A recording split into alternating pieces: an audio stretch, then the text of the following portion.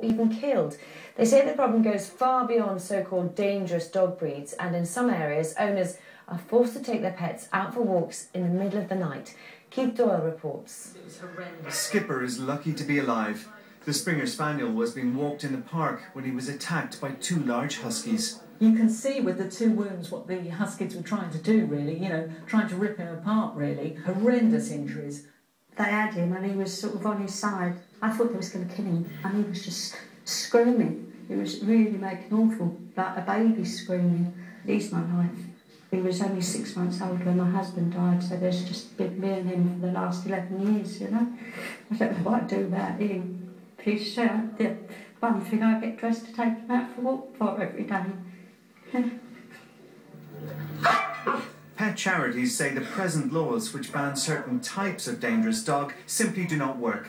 The Dogs Trust is backing a bill for England and Wales currently going through Parliament that focuses on the deed, not the breed of the dog. Similar legislation, dubbed Dog ASBOs, is already in place in Scotland, and in Northern Ireland it will soon be an offence to allow a dog to attack and injure another person's dog. We're getting more and more reports of dogs that are perfectly innocently walking through a park being set upon by another aggressive dog, and it does seem to us that that's an increasing trend, and sadly many of these dogs, when there's a disparity in size, the small dog gets killed very quickly and very easily. The attacks are not just from so-called status dogs, and many argue that legislation alone won't prevent them. Owners need to be trained, just like their pets. At Full Farm Animal Rescue Centre, their kennels are always full with dogs, many with aggressive pasts. This is Roxy. When she was brought in here, she had some serious aggression problems, which are now being addressed. The problem is there's far too many dogs out there that are simply out of control. Good boy, Dano. Go on then.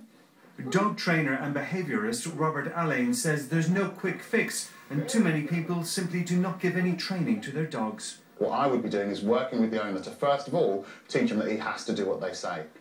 Once he understands that, then they can start to deal with his aggression. But often people will just try and deal with the aggression. But they have a dog that doesn't listen anyway, so whatever they try isn't going to work. Leave.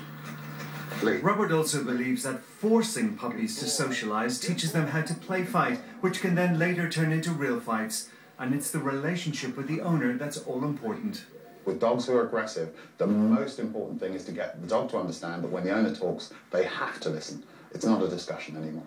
The government in England and Wales says it's working on what action to take, but it's taking the issue very seriously.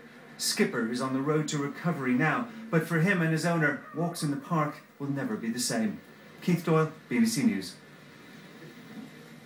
Let's bring you some more details of that incident in Sweden, where